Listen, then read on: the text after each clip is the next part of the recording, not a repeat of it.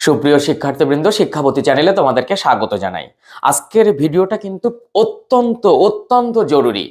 কারণ কি কি বিষয় থাকবে আগে প্রথমে বলে দিই। এমসিকিউ উত্তর কিভাবে লিখবে, শুধুমাত্র উত্তরটুকু না পূর্ণ বাক্য লিখে তারপর উত্তরটুকু লিখবে। দ্বিতীয়ত, মাধ্যমিক খাতা দেখার ক্ষেত্রে অনেক রকম বিজ্ঞপ্তি জারি করেছে মধ্যশিক্ষা পর্ষদ।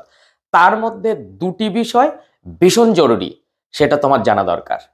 নাম্বার 3, মাধ্যমিক পরীক্ষার পর অনেকেই নম্বরে সন্তুষ্ট হও না। অনেক অনেক সময় দেখা যায় আনএক্সপেক্টেড ভাবে তার পাওয়ার কথা ছিল 80, সে পেয়েছে 60। কেন হলো? এর সমস্ত কারণ, সমস্ত কিছু এই ভিডিওর মধ্যে আজকে একদম পুঙ্খানুপুঙ্খ আলোচনা করব এবং তোমাদের জানাবো।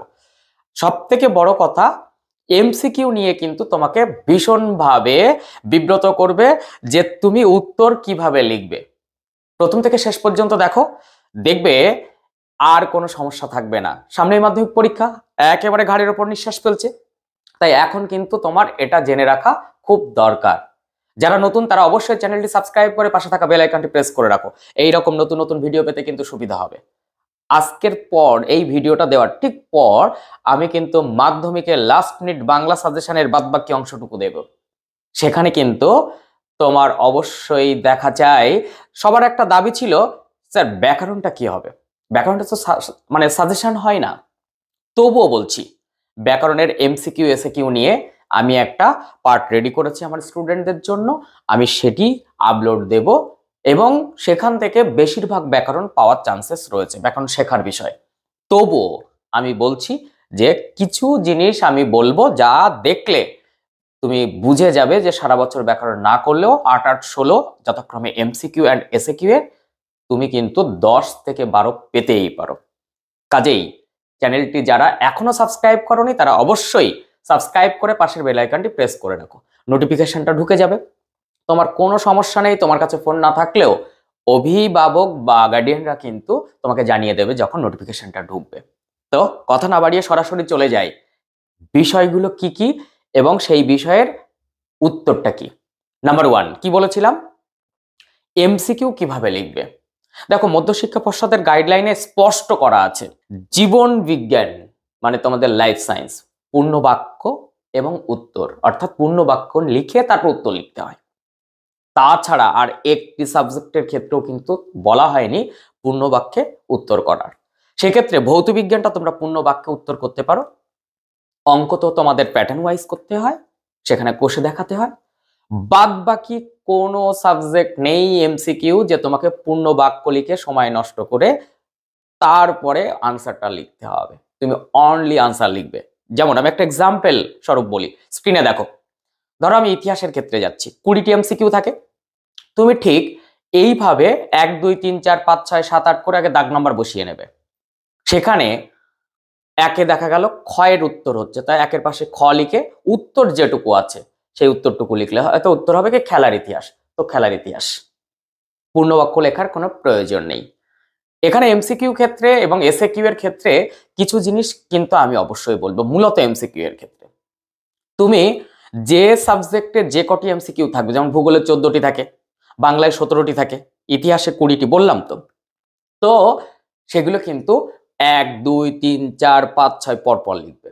কোনো একটি না পারলে সেখানে অপশনটা ফাঁকা রাখো না, পরে তুমি লিখবে, তবে এমসিকিউ ছাড়বে না, কারণ নেগেটিভ মার্কিং নেই। কিন্তু এইখানে কিন্তু ছাত্রদের একটা সমস্যা হয় যে প্রথমে ছেড়ে চলে গেল, পরে গিয়ে আর মনে নেই লিখতে, খাতা জমা দেওয়ার টাইম হয়ে গেছে, আর কি করে লিখবো।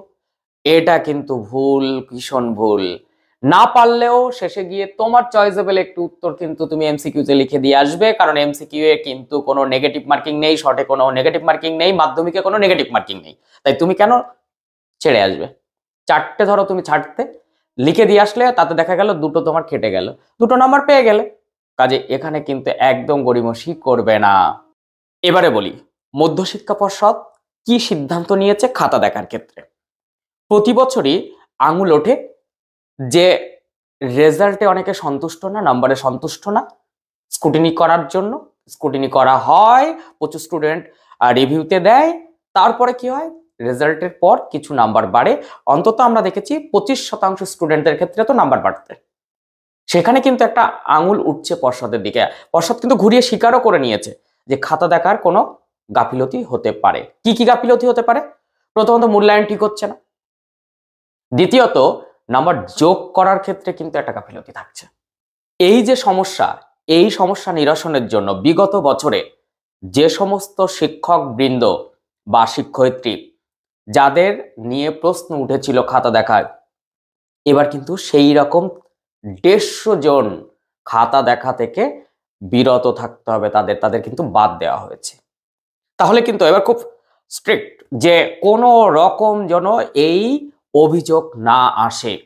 কেন ছাত্রছাত্রীরা বঞ্চিত হবে?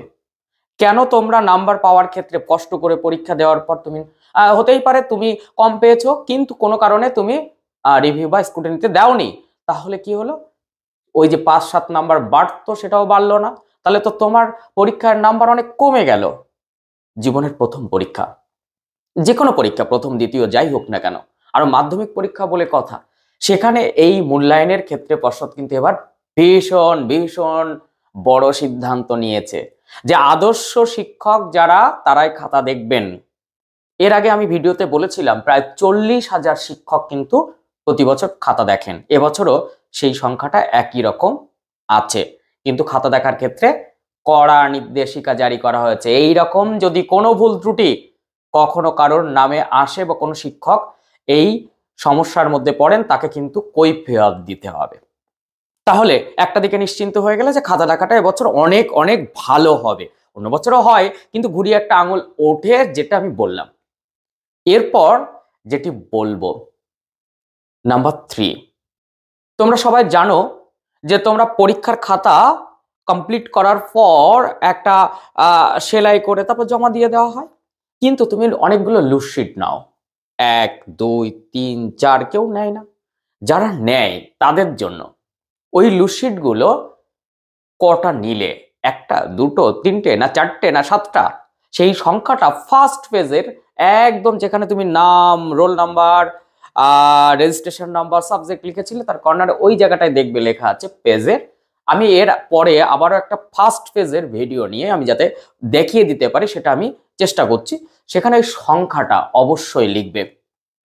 কারণ কোনো একটি পেজ যদি বেরিয়ে যায় বা কিছু হয়, তাহলে কিন্তু পরীক্ষক বুঝতে পারবেন যে না, 6টা পেজ নেওয়া আছে, আমি কিন্তু 5টা পেজ পাচ্ছি, তাহলে কিন্তু সেই পেজটা পাওয়ার সম্ভাবনা খুব থাকবে। কাজেই এটা কিন্তু কখনো ভুল করো না। অবশ্যই লুজশিটে রোল এবং নাম্বার এটা যেন সঠিকভাবে লেখা হয়। খাতাতে অবশ্যই নাম, রোল নাম্বার, রেজিস্ট্রেশন নাম্বার খুব ভালো করে লিখবে, দেখে দেখে লিখবে। তবুও বলছি অবশ্যই সেটা কিন্তু মনোযোগ সহকারে লিখবে, সেখানে যেন কোনো ত্রুটি না হয়। তো নিশ্চয়ই তোমার যদি ভালো লাগে অবশ্যই একটা লাইক করে দিও, বন্ধুদের মধ্যে একটু শেয়ার করে দাও, বন্ধুরাও জানুক, তাহলে বন্ধুরা উপকৃত হবে। তো পরের ভিডিওতে দেখা হচ্ছে, তত সময় মন দিয়ে পড়াশোনা করো। টাটা।